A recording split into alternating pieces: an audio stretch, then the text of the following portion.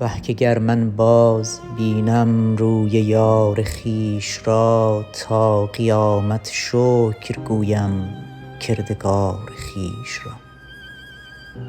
یار بار افتاده را در کاروان بگذاشتند، بی وفا یاران که بربستند بار خویش را. مردم بیگانه را خاطر نگه دارند خلق، دوستان ما بیازردند یار خویش را.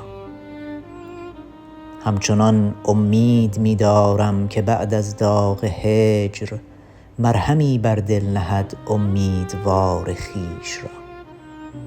رای رای توست، خواهی جنگ و خواهی آشتی، ما قلم در سر کشیدیم اختیار خویش را.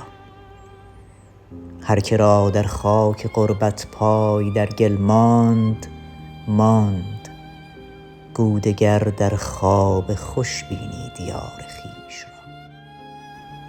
عافیت خواهی نظر در منظر خوبان مکن، ور کنی بدرود کن خواب و قرار خویش را.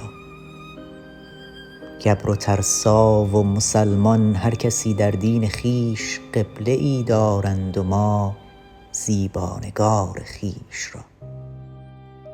خاک پایش خواستم شد باز گفتم زینهار، من بر آن دامن نمی خواهم غبار خویش را.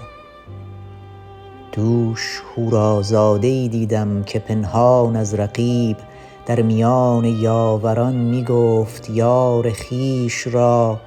گر مراد خویش خواهی ترک وصل ما بگوی، ور مرا خواهی رها کن اختیار خویش را.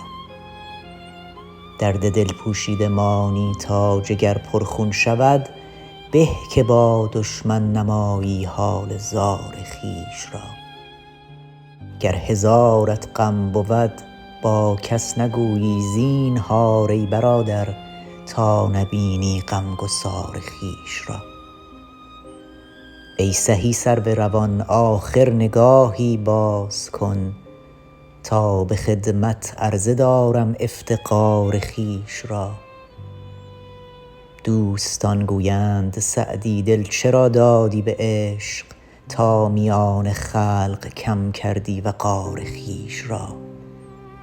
ما صلاح خویشتن در بینوایی دیده ایم، هر کسی گو مصلحت بینند کار خویش را.